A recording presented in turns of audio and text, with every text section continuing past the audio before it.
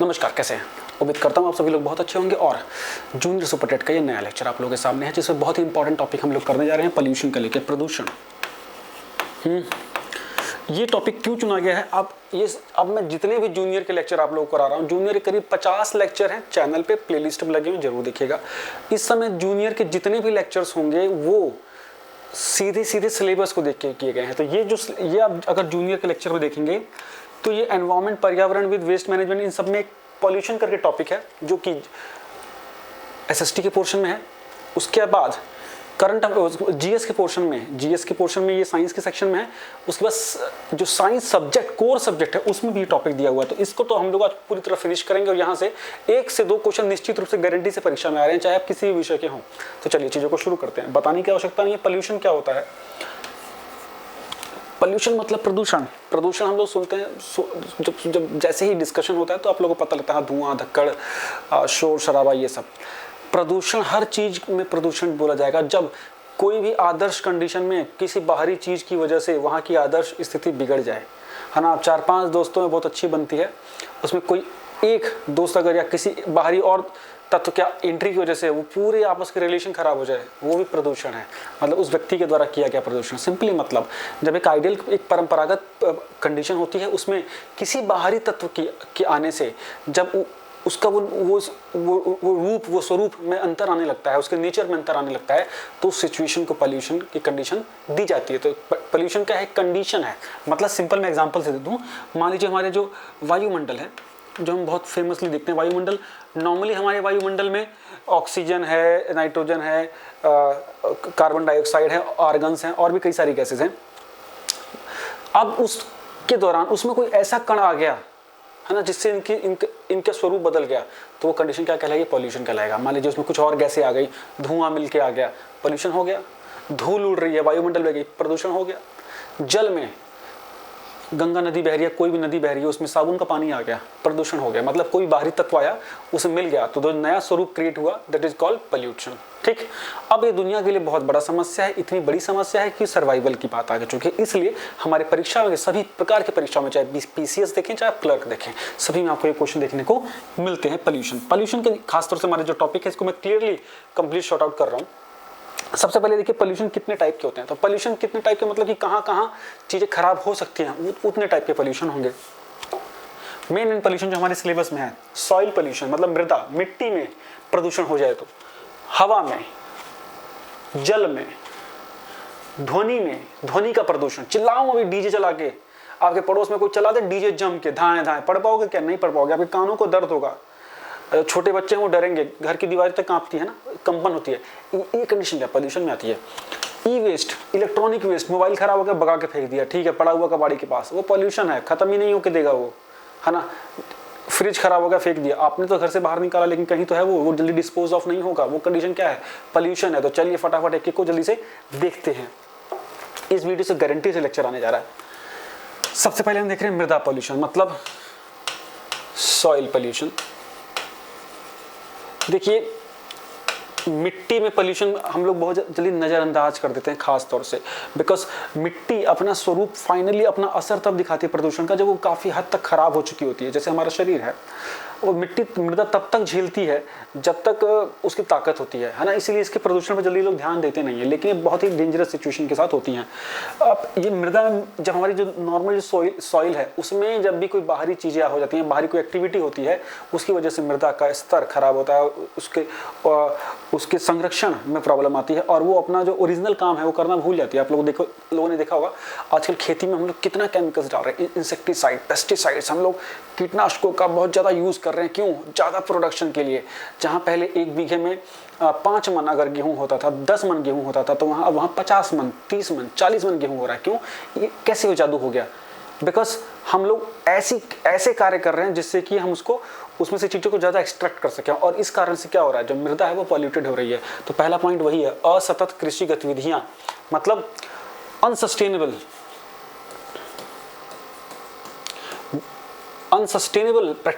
Agricultural work, कृषि कार्यों में हम लोग जो चीज़ें जहाँ पे जो कृषि योग्य भूमि जिस कार्य के लिए नहीं है उसमें वो भी कर रहे हैं।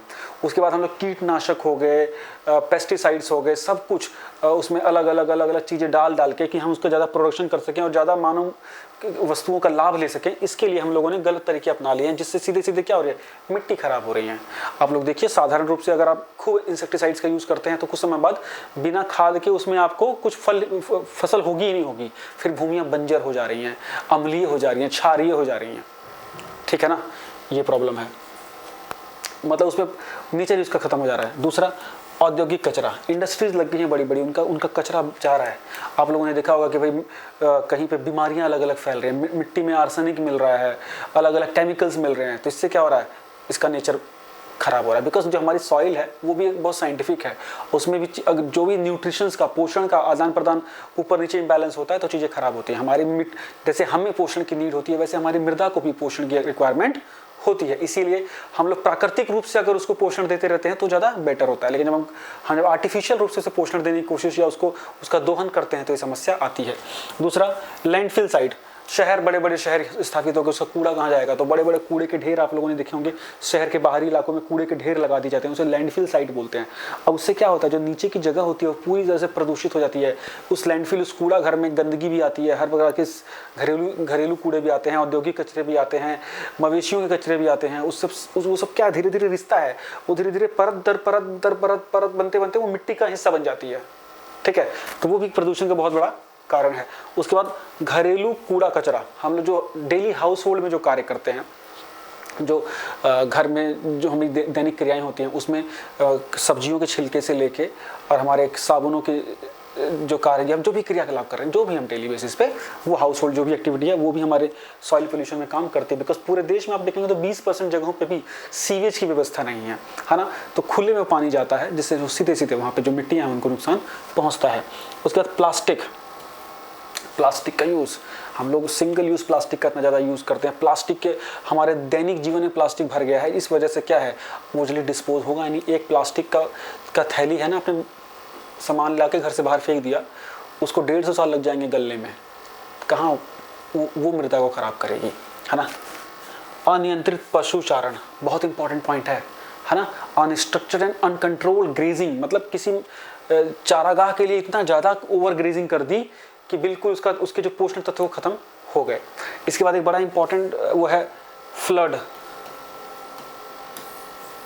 से भी मतलब मृदा का पोल्यूशन होता है ना, मृदा अपरदन जो होता है, मृदा का नष्ट हो जाती मृदा फ्लड से भी।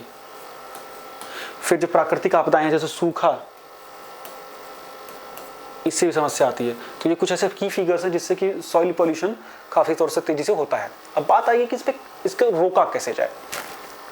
देखिए मैं बता दूं, जूनियर सुपर टेट में सभी विषयों की क्लासेस चल रही हैं। मैथमेटिक्स की क्लास आप लोगों के सामने आशीष सर ने डेमो दिया होगा, शानदार टीचर हैं वो, उनका जो लेक्चर है सारे आप लोगों को मिलने शुरू हो जाएंगे और प्रैक्टिस के रूप में वो चैनल पे कराएंगे, और जो उनकी क्लासेस है वो आपको ऐप पे मिलेंगे। ऐप अगर आप इंस्टॉल कर लीजिए, वहाँ पे जो फ्री क्लासेस, पेड क्लासेस के सारे ऑप्शंस होंगे, उसमें आप देखेंगे तो उनकी क्लासेस आप लोगों को अवेलेबल हो जाएंगे। कोई भी डाउट है तो आप जो चैनल का नंबर है 7678668827 उस पर व्हाट्सअप कर सकते हैं। जीएस की क्लास ऑलरेडी चल रही है, मैथ साइंस की क्लास चल रही है, मैथ या साइंस अलग अलग भी चल रही है, तो आप चाहे तो देख सकते हैं। अब देखिए मृदा प्रदूषण के रोकने के क्या क्या उपाय हैं। सबसे पहले यही सारी चीज़ें हैं कि हमें प्राकृतिक उर्वरकों का यूज़ करना चाहिए, है ना। सबसे मेन तो यही हो गया। कृषि कार्यों में ज़्यादातर प्राकृतिक चीज़ों का यूज़ किया जाए, अत्यधिक दोहन ना किया जाए मृदा का। उसके बाद जो लैंडफिल साइट हैं या जो कचरे हैं उनका कुछ समाधान रखा जाए, उनका कुछ पक्का समाधान किया जाए, इंसिनेशन किया जाए कि उनका पूरी तरह से उसको वहाँ नष्ट किया जाए। आप एक ही जगह पे हम लोग कूड़ा करते रहेंगे तो चीज़ें खराब होंगी। जो घर से जो कूड़ा निकलता है ना, उसका वेस्ट मैनेजमेंट सही से किया जाए। मैं अगली वीडियो में वेस्ट मैनेजमेंट बताऊँगा कि किस प्रकार जो गीला कूड़ा है, सूखा कूड़ा है, उसको उस अलग करके फिर उसको नष्ट किया जाए जैविक तरीके से। जो जैविक कूड़ा है उसको अलग किया जाए, जो अजैविक कूड़ा है उसे अलग किया जाए, और उनको अलग अलग जगहों पे उनको प्रयोग किया जाए।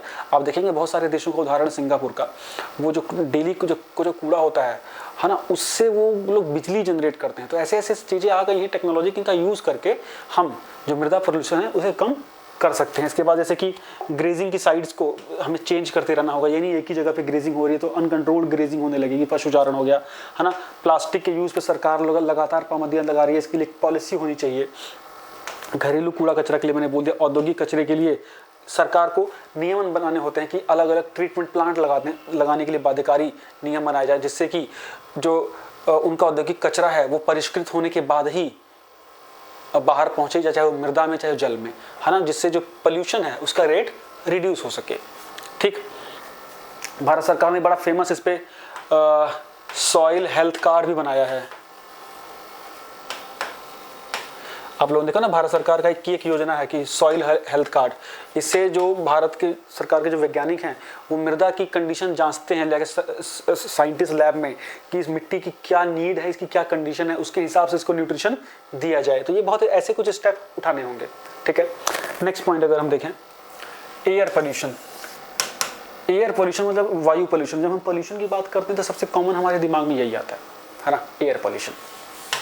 इसकी पीडीएफ आपको एमकृति ऐप पे मिल जाएगी और टेलीग्राम ग्रुप में भी मिल जाएगी। टेलीग्राम ग्रुप ज्वाइन नहीं किया तो कर लीजिएगा। वायु प्रदूषण, मतलब हवा में जो हमारे जो गैसों का मिक्सचर है उसमें अगर कुछ और भी चीज़ें आ जाए, और भी गैसें आ जाए, और भी चीज़ें उसमें ऐड हो जाती हैं तो उसका स्वरूप बदल जाता है और उसी कंडीशन को हम बोलते हैं एयर पल्यूट हो गया, एयर गंदी हो गया, खराब हो गई है। मेन कारण क्या है सब आपको पता है। पहला बड़ा कारण जीवाश्म ईंधनों का दहन। जीवाश्म ईंधन कौन सा होता है बच्चा? कोयला, है ना। जैसे जो पृथ्वी के अंदर से जो हमको खनिज मिलते हैं, खासतौर से जो फॉसिल फ्यूल्स ईंधन मिलते हैं, जैसे पेट्रोलियम पदार्थ हो गया, कोयला हो गया, है ना, जो ऑर्गेनिक चीज़ों से, जैविक चीज़ों से जो ईंधन बना हुआ है उसका जब हम प्रयोग करते हैं, क्योंकि ऑर्गेनिक चीज़ों में क्या होता है, कार्बन होता है, तो जब जलता है ना तो कार्बन रिलीज होता है, तो विभिन्न प्रकार की गैस भी रिलीज होती हैं, तो उससे क्या होता है, पॉल्यूशन होता है। फिर एक और है कि जो प्राकृतिक घटनाएं होती जैसे कि ज्वालामुखी उद्भेदन, उसमें से भी सल्फर डाइऑक्साइड बहुत बड़ी मात्रा में गैस निकलती है, बहुत बड़ा वो भी पॉल्यूटेंट है। ठीक है, तो वो एक बड़े कारण होते हैं। तो प्राकृतिक कारण तो खैर होते ही हैं, वो हमारे बस में नहीं है, लेकिन कुछ ऐसे कारण हैं जिसका हम यूज़ करके रिड्यूस करके हम पोल्यूशन को कम कर सकते हैं। जैसे फॉसिल फ्यूल, आप देख रहे हो कि भारत सरकार या दुनिया अब ग्रीन एनर्जी पे काम कर रही है, सोलर एनर्जी पे काम कर रहे हैं, विंड एनर्जी पे काम कर रही है। इससे क्या है, फॉसिल फ्यूल्स पे निर्भरता कम करनी। इलेक्ट्रॉनिक व्हीकल्स की बात हो रही है, इससे क्या है, जीवाश्म ईंधनों का प्रयोग कम होगा, इससे क्या है, प्रदूषण घटेगा, है ना।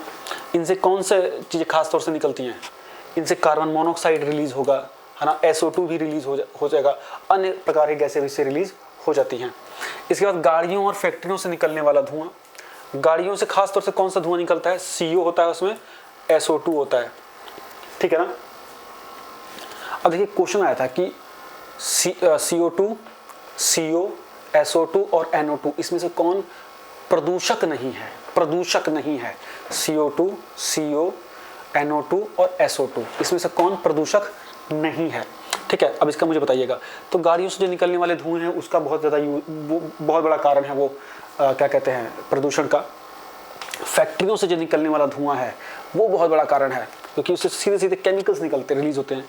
फिर रेफ्रिजरेटर, AC या भौतिक युग में हम जो लोग एक प्रशीतलक वगैरह के रूप में जो यूज़ करते हैं उसमें CFC गैस होती है, मेफ्रॉन गैस, है ना, वो हमारे वायुमंडल को नुकसान पहुंचाती हैं। ओजोन की परत को छिद्र करती हैं, ओजोन लेयर को नष्ट करती हैं, क्लोरोफ्लोरोकार्बन गैस। ठीक है।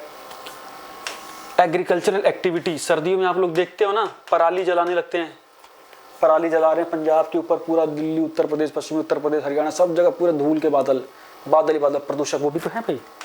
तो एग्रीकल्चरल एक्टिविटी होती है। गेहूं को दावते हैं जब विनोइंग करते हैं, है ना, क्या बोलते हैं, थ्रेसर वगैरह में, तो देखिए पूरा फील्ड कैसा हो जाता है। तो वो भी एक बहुत बड़ा रीज़न है। एग्रीकल्चर की जितनी एक्टिविटीज़ हैं उसमें काफ़ी एक्टिविटीज़ में पोल्यूशन होता है, एयर पोल्यूशन। कूड़ा कचरा का यूज़ करते हैं, ऐसे कूड़े जिनको जलाएंगे बाहर खुले में, प्लास्टिक जला रहे हैं, एयर पोल्यूशन होगा। घरों के कूड़े को लोग नष्ट करने के लिए उसे सिंपली जला देते हैं, जबकि उसके वैज्ञानिक प्रोसीजर्स को सरकार को फॉलो करना चाहिए। जैसे एक बड़ा फेमस वैज्ञानिक प्रोसीजर था इंसिनेरेशंस, जिसमें कि कूड़े को एक ऐसे टेम्परेचर पे जलाना कि जिसमें बिल्कुल वो नष्ट हो जाए। ठीक है ना। तो ये सारी एक्टिविटी है जिससे कि एयर पोल्यूशन होता है। अब एयर पोल्यूशन के बच्चा नापते कैसे हैं, PM 2.5 और PM 10। PM मतलब पर्टिकुलेट मैटर, मतलब कण, प्रदूषक कण कितना बड़ा है। तो एक होता है PM10 और एक होता है PM2.5। तो जो PM2.5 होता है बहुत बारीक कण होते हैं, वो ज़्यादा खतरनाक होते हैं, उसको हमारी नाक के छिद्र भी नहीं बचा सकते। इसीलिए आप शहरों में देखेंगे लोगों को टीबी, कैंसर जैसी बीमारी ज़्यादा होने लगती है। और PM10 वाले कण वो होते हैं जो थोड़े मोटे कण होते हैं, जो हमारी नाक रोक सकती है और हमारी छाती में जाके नहीं बैठते, उसको हमारी नाक शुरू में रोक लेती है। और PM2.5 को तो हमारी नाक भी नहीं रोक पाती है, मास्क लगाना पड़ता है इसके लिए। तो इसके आधार पे ये मापा जाता है कि तो जहाँ हवा में इनके कण ज़्यादा होंगे वहाँ की एयर क्वालिटी इंडेक्स उतना खराब होगा। आदर्श रूप से एयर क्वालिटी इंडेक्स अगर 50 ppm है ना से कम हो तो वो कंडीशन अच्छी मानी जाती है। सर्दियों के समय पर देश के महानगरों का ppm 450, 500, इवन 1000 तक चला जाता है। भारत के बड़े सारे शहर दुनिया के सबसे प्रदूषित शहरों में से एक हैं, ठीक है। कानपुर, लखनऊ, दिल्ली, मुंबई, है ना, पुणे बहुत क्लीन है, ऑस्ट्रेलिया बहुत क्लीन है, इस टाइप से आपको अंदाजा लगेगा, ठीक है। तो ये आप लोगों को ध्यान देने हैं, इससे क्वेश्चन बाहर नहीं आएगा गारंटी के साथ। नेक्स्ट पॉइंट को अगर हम देखें, बचाव क्या है, यही सारी एक्टिविटी नहीं करनी है अपने को यार, है ना। सस्टेनेबल काम करना है, जितने, सबसे पहली बात रिसोर्सेज का उतना यूज़ करना है जितने की नीड है। बिजली जल रही बिना बात का, और बिजली तुमने तो मस्ती में बोलो जी हम तो बिल पे कर देंगे, कर दिया बिल पे। अब वो एक्स्ट्रा बिजली बनाने के लिए कोयला फूकेगा ना, वहाँ पे कोयला फूका जाएगा, फिर प्रदूषण होगा, है ना। तो सबसे पहली बात तो है कि सस्टेनेबल यूज़ करना है रिसोर्सेज का, सस्टेनेबल यूज़ ऑफ रिसोर्सेज। उसके बाद कंपनियों में अलग अलग प्लांट लगाए जाए, जो चिमनियाँ हैं जैसे चिमनियों को ऊपर किया जाए। अगर चिमनी नीचे रहेगी तो प्रदूषण ज़्यादा होगा, चिमनी ऊपर रहेगी तो प्रदूषण कर थोड़े ऊपर जाएंगे तो प्रदूषण थोड़ा कम होगा, इस तरह के। उसके बाद जो जितनी भी औद्योगिक इकाइयाँ हैं उसके लिए सख्त मानक तैयार किए जाए, प्लास्टिक के यूज़ को रिड्यूस किया जाए, फॉसिल फ्यूल्स जीवाश्म ईंधनों पर निर्भरता को कम किया जाए। तो ये सारे कुछ की चीज़ें हैं जिससे कि हमारा जो एयर पॉल्यूशन है वो रिड्यूस हो सकता है। उसके बाद अगर हमारे बच्चे आता है जल प्रदूषण, बहुत इंपॉर्टेंट है। जल प्रदूषण मतलब वाटर पोल्यूशन, ये कैसे, गंगा तुम बहती हो क्यों, है ना। आप लोगों ने देखा होगा औद्योगिक काल में जब औद्योगिक क्रांति आई थी तो थेम्स नदी भी यमुना गंगा की तरह हो गई थी लंदन की। वही हालत आज भारत में है, गंगा पे हजारों करोड़ रुपए, लाखों करोड़ रुपए खर्च हो गए लेकिन गंगा क्लीन नहीं हुई, है ना। क्यों, कई कारण हैं। जो घर का पानी जा रहा है गंदा नदी नालों में, है ना, वो तालाबों में, वो कारण है। उसके बाद औद्योगिक इकाइयों का जो पानी जा रहा है यहाँ इंडस्ट्रियल सेटलमेंट्स का, तो भैया उनको बोला था सरकार ने कि ETP लगाया करो। एक होता है ETP और एक होता है STP, बच्चा पेपर में आएगा। STP मतलब सीवेज ट्रीटमेंट प्लांट, है ना। तो जो सीवर का जो पानी, मतलब घर का जो पानी आता है, जैविक चीज़ें होती हैं, उसका ट्रीटमेंट करके उसमें से खतरनाक पदार्थ निकाल के तब उसको नदी नालों में छोड़ा जाता है कि प्रदूषण, जल प्रदूषण कम हो। ETP effluent treatment plant.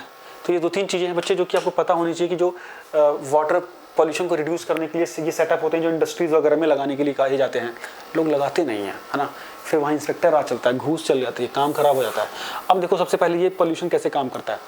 देखिए आप लोगों ने देखा कि आप लोगों के तालाब में, गांव के तालाब में देखा होगा, तालाब था उसमें हरे हरे बड़े बड़े पौधे निकल गए हैं, काई, जलकुंभी बोलते हैं, बड़ा फेमस। क्या करता है वो पॉल्यूशन के कारण होता है। पौधा कहाँ उगेगा, जहाँ खाद पहुँचेगी, ऑर्गेनिक चीज़ें पहुँचेंगी। तो देखो क्या होता है कि प्रदूषण के कारण औद्योगिक इकाई, सीवेज का पानी पहुँचा ना एक नदी में, नदी की बात कर रहा हूँ मैं, तालाब की, उस तालाब में फर्टिलाइजर्स के रूप में भी पहुँच गई, ऑर्गेनिक चीज़ें पहुँच गई तो फर्टिलाइजर पहुँचे ना भाई, है ना। अब इससे क्या हुआ, जलकुंभी निकल जाएंगी, जलकुंभी निकल जाएंगी तो जो फोटोसिंथेसिस का प्रोसेस और तेजी से होने लगेगा, नीचे की जितने जीव जंतु हैं नष्ट होने लगेंगे, बिकॉज ऑक्सीजन नीचे पहुँचेगी ही नहीं, काम खत्म होने लगेगा, काम खराब होने लगे और वो पौधे इतने बड़े बड़े हो जाएंगे। तो जहाँ जलकुंभी जाएगी सोचो वो नीचे के जीव जंतु ना नष्ट होने लगते हैं। ये बड़ा बेसिक सा एग्जांपल है। फिर यूट्रोफिकेशन की समस्या होने लगती है, इसी को यूट्रोफिकेशन बोलते हैं।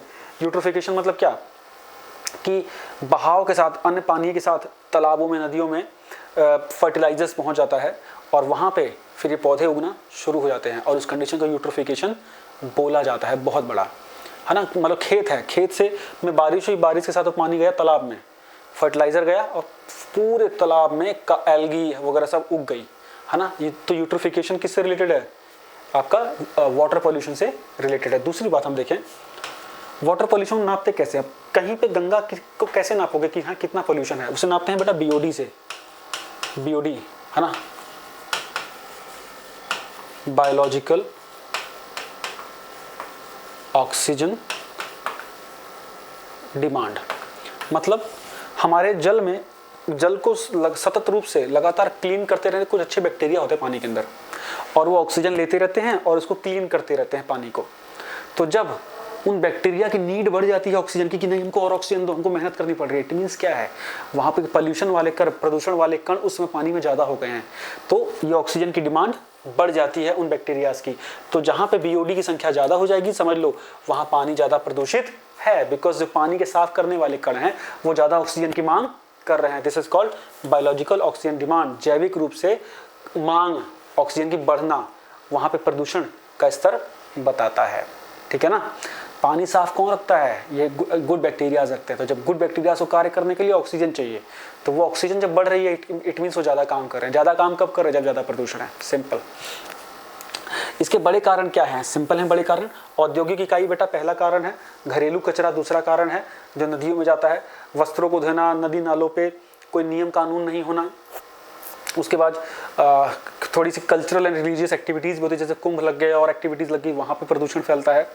उसके बाद मेन रीज़न अगर इसमें देखा जाए तो खास तौर से इंडस्ट्रियल एक्टिविटी जो है और हाउस होल्ड एक्टिविटी, ये दो बड़े फेमस बहुत बड़े कारण हैं जो कि जिसकी वजह से कि ये जल प्रदूषण खास तौर से फैलता है। उसके बाद कहीं पे बाढ़ आ गई, कहीं सिचुएशन खराब हो गई, तो उसकी वजह से भी जल प्रदूषण होता है। अब इसके बचाव के लिए क्या होनी चाहिए, जैसे मैंने बताया था प्लांट्स लगने चाहिए, इंडस्ट्री में ईटीपी लगना चाहिए और सरकार को एसटीपी लगाना चाहिए सीवर ट्रीटमेंट के लिए, और उसके बाद मतलब परिष्कृत हो के जल को तब छोड़ा जाए नदी नालों में, है ना। एक अल्टरनेट पॉलिसी बनाई जाए कचरे के समाधान के लिए, सिर्फ नदियों में छोड़ देना इसका उपाय नहीं होना चाहिए। ठीक। नेक्स्ट पॉइंट को अगर हम देखें, नेक्स्ट पॉइंट क्या कह रहा है, नॉइज पॉल्यूशन।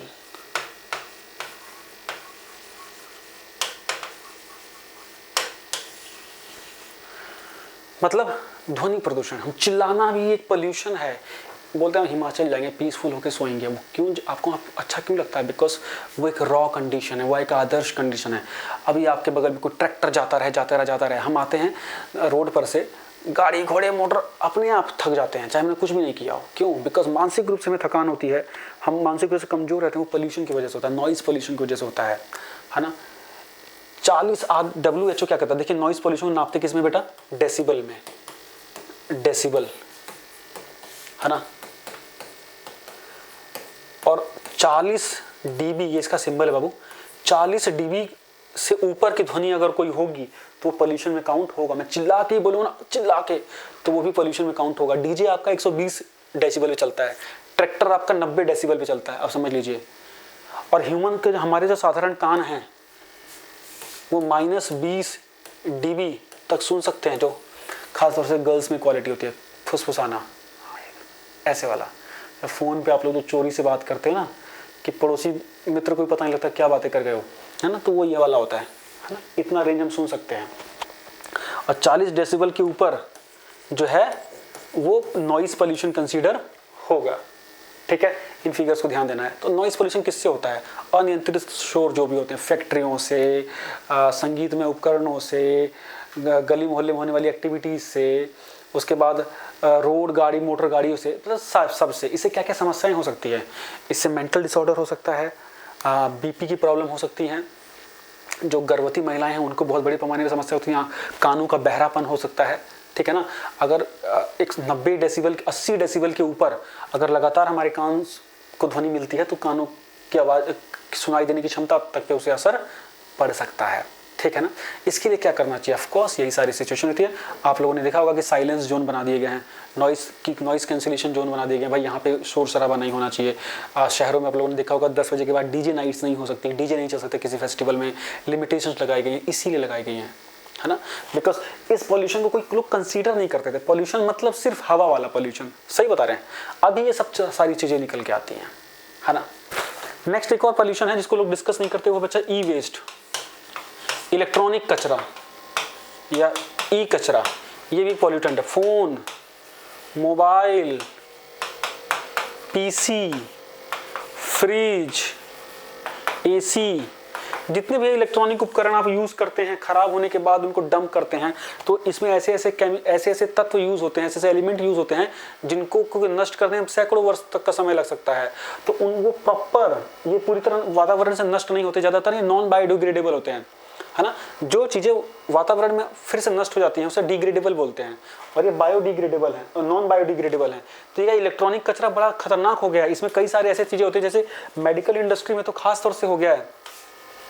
अब आप लोगों ने सुना भी होगा, एक बार दिल्ली में वहाँ की लोहा मंडी में बहुत बड़ा केस हुआ था कि वहाँ के हॉस्पिटल से इलेक्ट्रॉनिक कचरा गया था और उसमें कोबाल्ट 60 के कण थे, और वहाँ पूरे इस क्षेत्र में रेडियो एक्टिव जो रेस थी वो फैल गई थी और बहुत सारे लोगों की उसमें डेथ हुई थी।